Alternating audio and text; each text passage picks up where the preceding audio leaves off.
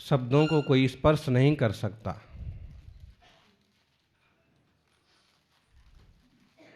शब्दों को कोई स्पर्श नहीं कर सकता, लेकिन शब्द हर एक हृदय को स्पर्श जरूर कर जाते हैं। शब्दों को हम छू नहीं सकते, क्योंकि महावीर भगवान ने कहा है, कुंद कुंद स्वामी ने कहा है कि शब्द भी पुद्गल वर्गणाएं हैं, इसलिए वो भी टच होते हैं, वो भी टकरा जाते हैं, वो भी रिकॉर्ड में, ऑडियो में, वीडियो में पकड़े जा सकते हैं। लेकिन फिर भी आप यूं चाहें कि हम शब्द छू लें, कि शब्दों को पकड़ लें, तो संभव नहीं है। इसलिए बहुत समझने जैसी बात है कि शब्दों को कोई नहीं पकड़ सकता, शब्दों को कोई नहीं छू सकता, लेकिन शब्द इतने महत्वपूर्ण होते हैं कि वे इंसान को छू जाते हैं, हृदय को छू जाते हैं। किसी के शब्द जीवन बदल देते हैं और किसी के शब्द जीवन को वो बर्बाद कर देते हैं। कोई शब्द ऐसे होते हैं कि मन को छू जाते हैं और जीवन बदल जाता है, और कोई शब्द ऐसे होते हैं कि इतने बुरे लग जाते हैं कि रास्ते बदल जाते हैं। इसलिए शब्दों का प्रयोग बड़ा सोच समझ के करना चाहिए। शब्द सम्हारे बोलिए, शब्द के हाथ ना पाओ, एक शब्द औषध करे, एक हृदय में घाव। शब्द संभाल करके बोलिए, बहुत जरूरी है। मुझे बोलना था सो मैंने बोल दिया, अब जिसको जो करना सो कर लो। क्या कर लो? कोई कुछ करे ना करे, हो सकता है कि आपसे दूरी हो जाए, आपसे दूरी बढ़ा ले।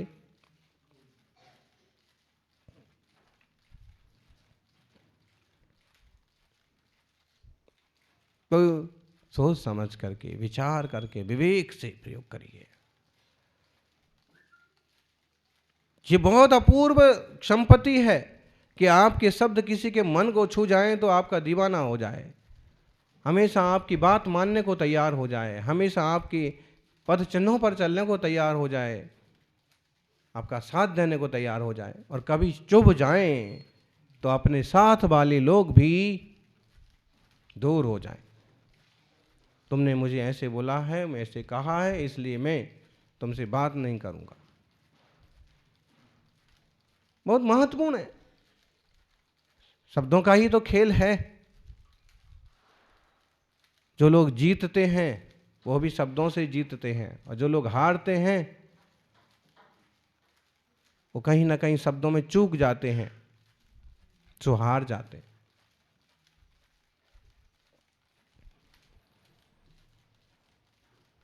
इसलिए शब्दों का संयमन जरूरी है। संयमधारी मुनिराज मन वचन काय तीनों का संयमन करते हैं, जीतते हैं।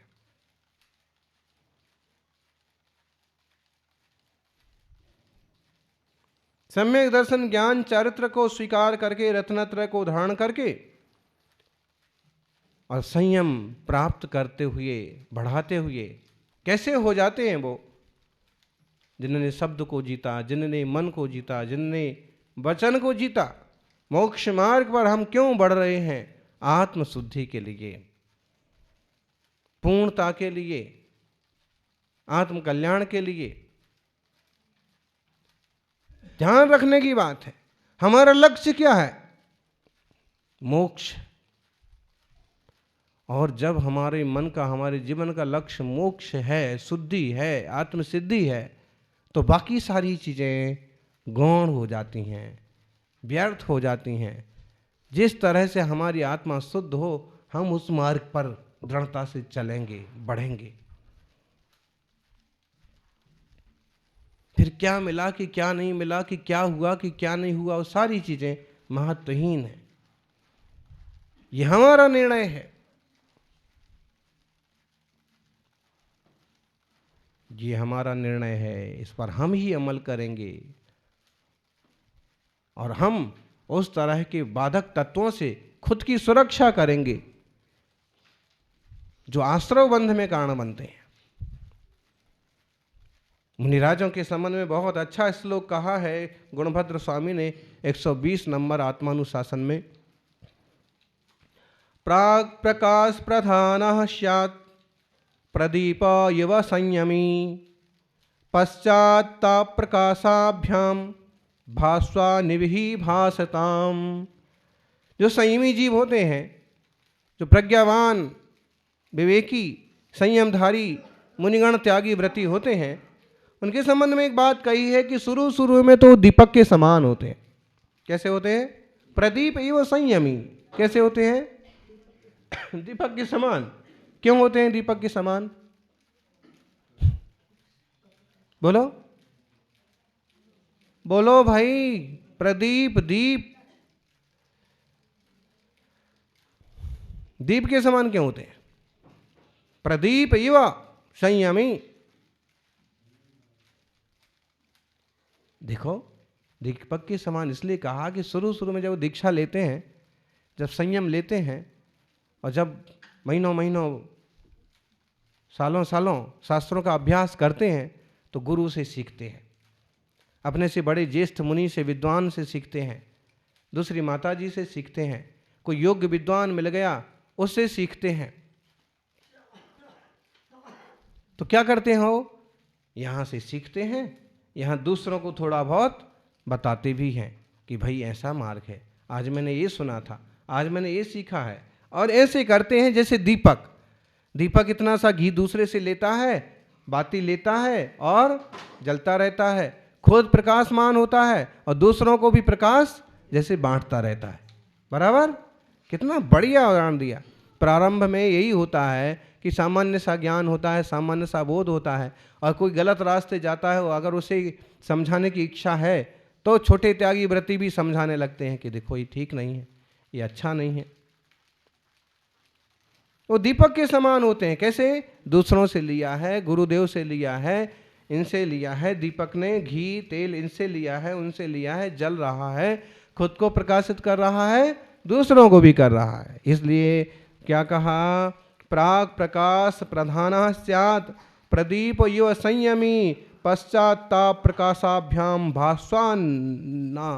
भास्वा निभिः भासताम्।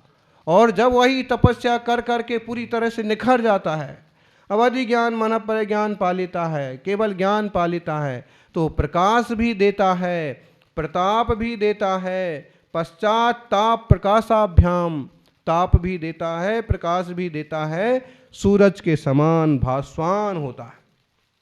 संयम धारी पहले होते दीप समान प्रकाश प्रधान, फिर प्रकाश अरुताप उभय से दीप्तित होते सूर्य समान। जब केवल ज्ञान हो गया तो कैसे प्रकाशित होते हैं? सूर्य के समान। आप उन्हें गुरु से नहीं सीखना, अथवा इसी जीवन में समझ लो, गुरु से सब कुछ सीख लिया, ज्ञान ध्यान संयम के मामले में बहुत आगे बढ़ गए हैं, तो वो अपनी एक अवस्था में, इस अवस्था में पहुंच जाते हैं कि उन्हें किसी और से सीख सिखा करके सिखाने की ज़रूरत नहीं पड़ती है। वे खुद लोग को प्रकाशित करते हैं, मार्गदर्शन करते हैं। सज्जनों,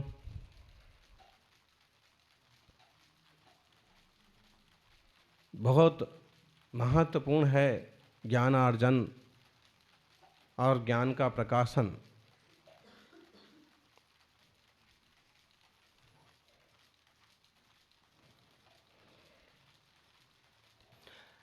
शुरू शुरू में तो यही होता है कि हम अपने आप को ही संभाल ले में, हम अपने ही व्रतों का पालन कर ले में, हम अपनी ही स्थिरता बढ़ा ले में।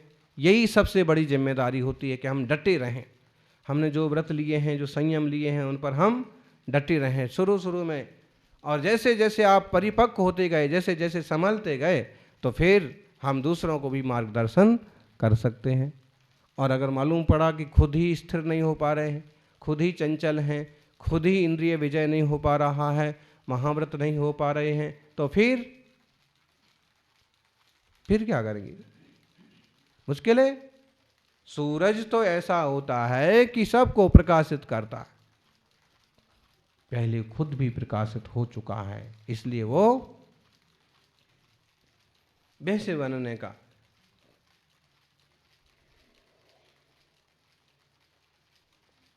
हैं, प्रताप युक्त होते हैं।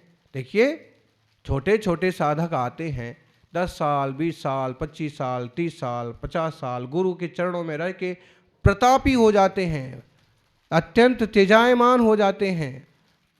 कैसे प्रताप हो जाता है? तप का प्रताप, त्याग का प्रताप, वचन का प्रताप। और जो इशारा किया कि उनने जो कुछ कहा कि हजारों लोग उस बात को स्वीकारने को, आज्ञा को मानने को तैयार।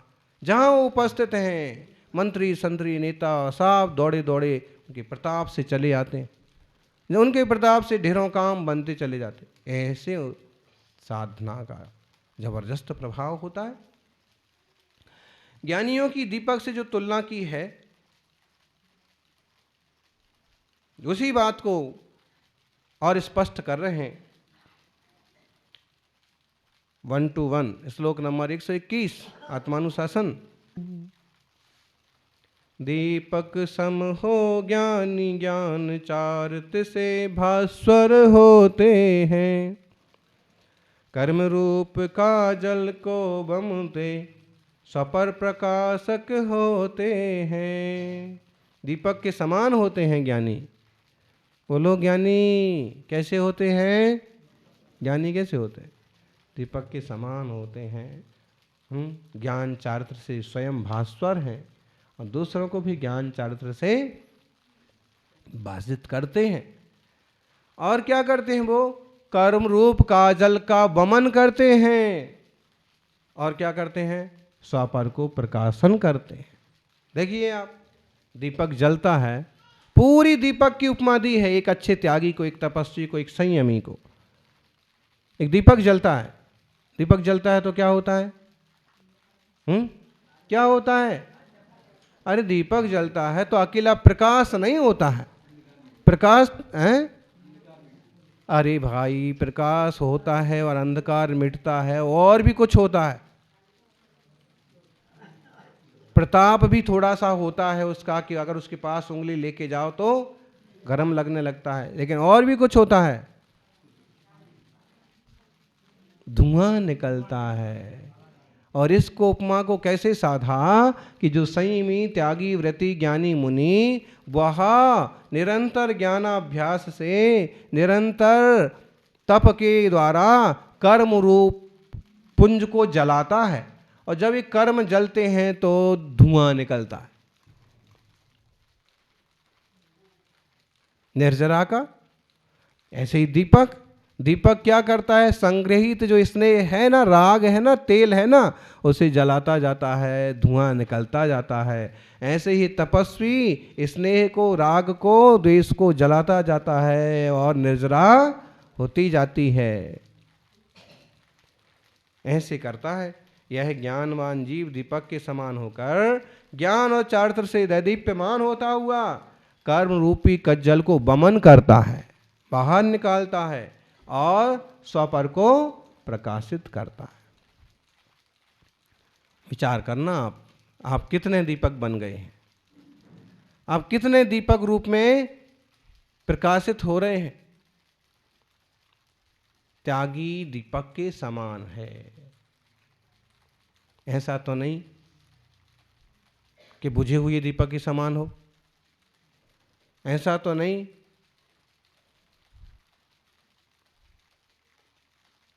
कि बाधक बन रहा हो, किसी को जलाने वाला बन रहा हो। विचार करना,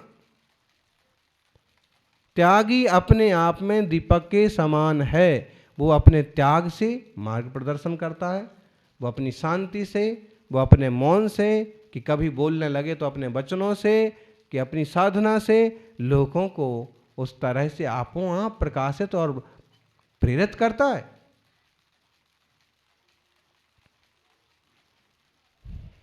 जलाता नहीं है। हमारे वचन किसी को बुरे लगने वाले नहीं होना चाहिए, जी ऐसा वो वैसा, ये हमारा विषय ही नहीं है। सीधे शांत वचन होते हैं। ऐसे बोलते ना, जिनके वचन मुख चंद्र ते अमृत झरें। क्या झरना चाहिए जी? क्या झरना चाहिए? अमृत जैसे वचन होना चाहिए, अमृत झरना चाहिए। झरता क्या है?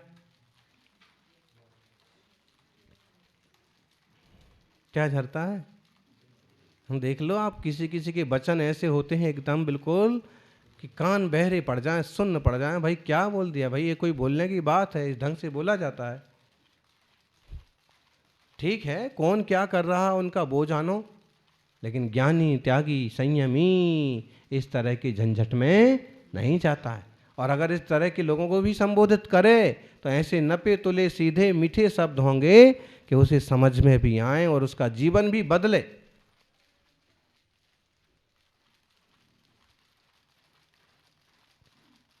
अपन सभी इस मार्ग को, इस बात को समझें कि हमें अपने भी कर्मों की निर्जरा करना है, संबर को साधना है।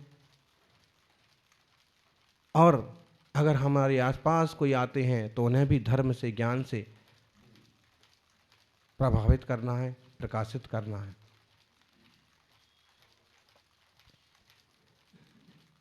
साधु, एक त्यागी, एक व्रती तो सुगंधित फूल की तरह होता है। और जहाँ खिलता है फूल, सब तरफ खुशबू लुटाता है। त्यागी, व्रती, संयमी जहाँ पहुँच जाता है वहाँ के वातावरण को सुशोभित कर देता है, सुगंधित कर देता है, सुवासित कर देता है। आपसे हो रहा है वो, जहाँ भी जाता है, चौके में जाए, चर्या के निमित्त से जाए, जिनालय में जाए, जिन दर्शन के निमित्त से जाए, सड़क पर चले, किसी बस्ती में जाए, कहीं भी जाए, उसका जीवन कैसा होना चाहिए, कैसा होता है? ऐसा सधा हुआ नपा तुला कि कुछ ना बोले तो भी ऐसे उपदेश लोग सीखते हैं, कैसे चलते हैं?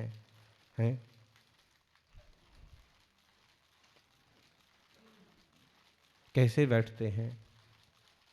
बोलते ही नहीं है, कुछ बोलते हैं तो कैसे बोलते हैं? समझना, ये सारे लक्षण गुण आना चाहिए तो जीवन मंगलमय बनेगा।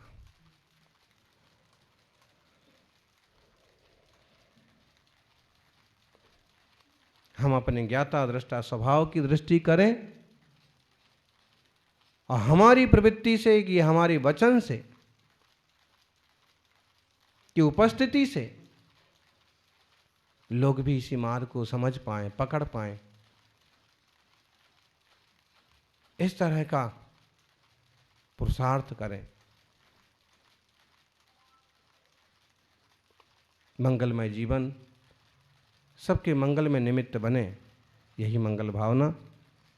जय बोलिए 24 तीर्थंकर भगवान की।